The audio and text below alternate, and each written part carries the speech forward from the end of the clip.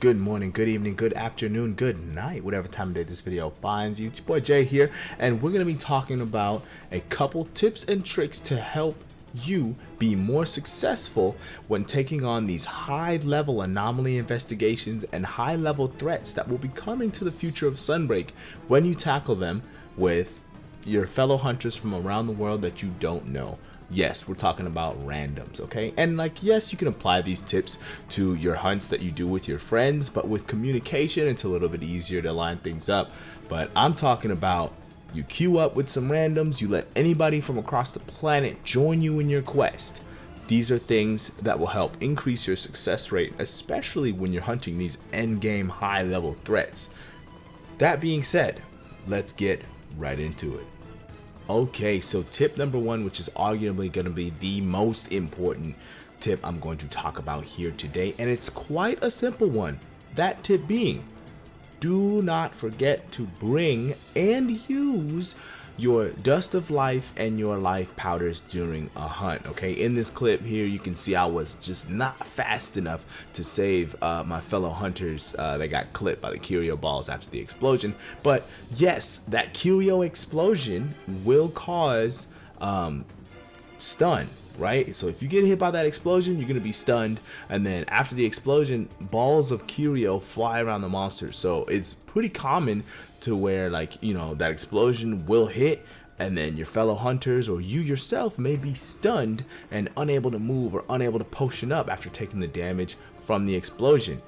If you know or you see that happening, I mean, you got your party's HP right there, easy to see, right underneath your sharpness. If you see that's going on, throw a dust of life, throw a life powder, help your hunters out and save that cart. Okay, we have 3 carts and we share them among ourselves. Here, look, I saved Kiki right here. He's stunned from the explosion. Boom, boom, I throw a little dust. That way, maybe if Zenoga goes after him, he has enough HP to survive the next hit, and then he can, wire fall away to safety and potion up and not cost us a cart. Okay, so yes, that's tip number 1. Do not forget to carry and use your life powder and dust of life. I highly recommend you put them on your radio wheel. Find a spot on your radio wheel that you don't use very often. Start putting your life powders there and dust of life. You will save many carts, and your success rate when hunting with randoms will go through the roof because you guys won't have triple carts anymore. You'll, live through the hunts. So that's tip number 1. Dust of life and life powder. Use them. Alright, so the next tip I'm going to be talking about is pay attention to when the monster falls asleep. Okay, when you're hunting, you'll hear the monster's theme or the theme of the map, right? And when it suddenly gets quiet and you see the monster starting to fall asleep, stop attacking. Okay, bring barrel bombs, maybe lay a trap, sharpen your weapon up, maybe drink a free potion. When I'm hunting online, I see this very often. The monster will start to fall asleep, and I don't know, the light bow gunner or somebody will just keep attacking, and you'll wake the monster up and waste this big opportunity to let everybody refresh themselves, get ready for the next phase of the hunt. And also, whichever hit wakes up the monster does double damage. Okay, so there's like a hierarchy, so to speak, right, of who you should let in your hunting party wake up the monster, right? Great sword goes first. I mean, they are capable of dishing out the single highest damage in the game, and that attack will be doubled if that's what wakes up the monster, right? Other good weapons, in case you don't have a great sword in your party, are going to be longsword with their new sacred sheath, capable of hitting a very large number. Hammer, if your hammer guy knows how to land an impact crater without waking up the monster first, is also a very good option. Gun lance with their, Wyvern fire, also a good option for waking up a monster. So yeah, when the monster falls asleep, let it fall asleep, stop attacking, drop some bombs, and let your greatsword hunter wake it up. That's the possibility of 5, 6, 7,000 damage is there for you if you just set it up right. Also, you let everybody get refreshed, a free weapon sharpen, a free potion, maybe you top up your ammo, maybe you can craft some things while that monster's asleep and you're not in harm's way.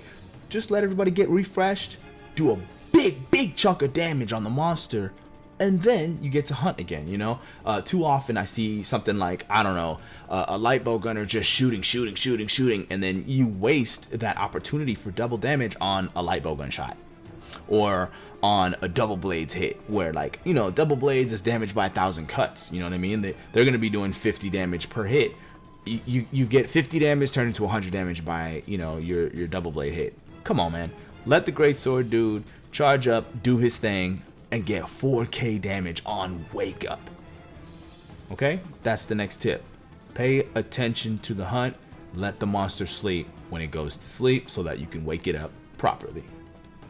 Up next, we're going to talk about wyvern riding etiquette in general. Okay, take a look at my man MDA here, right? He gets the wyvern ride, boom, uses the scatterbugs, right?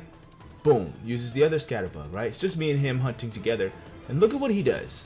Boom, does the third hit and drops the monster right at my feet. Look, be more like MDA here, okay? My man used all the starburst bugs and then took into account where his teammate was and tried to place the monster right at his teammate's feet, that teammate being me, to give me the greatest opportunity to do the most damage possible, okay? A lot of times when I'm hunting online with randoms, I'll see people get the wyvern ride the monster away from the entire party, right? Bonk it into a wall one time or fall off or something, and now the whole party has to chase down the monster just to take advantage of the down. And then by the time the entire hunting party gets there, the monster's up and the wyvern ride has more or less been wasted, okay? So what I'm trying to say here is think about the rest of your hunting party when you're doing a wyvern ride, okay? Also, another thing you can do, and this is exclusive to Sunbreak because we got the starburst bugs, right? You can get a wyvern ride, walk to the location of where the starburst bugs are, right? And, you know, wyvern riding has a pretty generous timer, okay? You can kind of wait for your teammates to gather up in the same room that you are, because wyvern riding, you move pretty fast when you got a wyvern ride, you know what I mean? So you can walk around in circles to wait for your entire party to catch up with you, then do the triple starburst bug bonk, and that way when the monster finally falls over, the entire hunting party is there to pounce and deal the most damage possible while the monster is down and vulnerable. All right, and also go into your settings and turn off wyvern riding automatically. Okay, I would much rather nobody got the wyvern ride. If you're gonna get on that ride, run away from the entire hunting party and then fall over and have us all, you know, run and chase you down and chase the monster down and move the hunt to another location, without considering your teammates, without considering the entire hunting party. You know what I mean? So go into the settings, turn it off, and you know, just I'd rather nobody take it and everybody just beat the monster up while it's standing there waiting to be wyvern ridden, rather than someone take it and run far away and then waste a wyvern ride and, you know, waste everyone's time because now we all gotta run down the monster. Just, it's okay. I'd rather nobody take it. If you're not super great at wyvern riding, it's okay. Just leave it. We'll be fine. My last tip for you guys today, well, really it's two tips in one, and you'll see here in a second, is be wary of what moves in your weapons moveset will launch other players, okay? Or stun other players. So check this out. Look at this clip. I'm just trying to do my hunting horn thing. I'm just trying to do, but my man's brought cluster to a multiplayer hunt, and look at me, I can't get nothing going, okay? And you know, I'm talking about like big launching moves, right? Stuff like hammer upswing or cluster, right? Because those will go through one level of flinch free, okay? Now check out this next clip. 3 hammer bros all sharing the head. It's possible. It's possible for us to hunt in harmony without hitting each other, okay? We just got to be a bit more careful when we're swinging around our big sticks, you feel me? Stuff like gun lances, bullet barrage. Check to see if you got a teammate in front of you, or if you got a teammate that's going to rush in front of you before you do it, because bullet barrage will go right through one level of flinch free and you'll blow your teammate away, ruin his rhythm, perhaps maybe put him or her in a precarious position now where they're going to be hit by the monster or comboed or even cart, you know? So you got to be careful, got to be wary about your weapons moveset and how it affects your fellow hunters. That being said, do not be afraid to use your weapon on your fellow hunters, right? Let's say you're fighting an anomaly monster, the explosion went off. You managed to escape it, but you see your teammate got hit. When the Curio explosion happens, you get stunned. It's an instant stun, right? You can walk up to your fellow hunter, hit him with a little side smack or something, and you'll knock them out of the stun, right? You can also use kunai to do this. So if you see your fellow hunters stunned or paralyzed on the ground, you can hit them with your weapon to wake them out of the stun. All right, so that's kind of 2 tips in one. Know which parts of your weapon's moveset will launch other players, because that goes right through flinch free, and also use friendly fire to your advantage and keep your fellow hunters able to hunt and out of stun. Okay, so there's a couple tips to help you be more successful when hunting with randoms across the world through different languages. All right, we may not speak the same language, but we all speak Monster Hunter. And yeah, with the upcoming monsters coming in Title Update 2, we're gonna get probably new afflicted monsters and the super strong espionage. The monsters are only gonna get harder from here, and I just want to help people have that success rate that they want to have when hunting online, and maybe teach some of the newer players a little bit about some hunting etiquette. But yes, on your way out, be sure to smash that subscribe button like I smashed this Diablos here. And as always, people, happy hunting. Peace.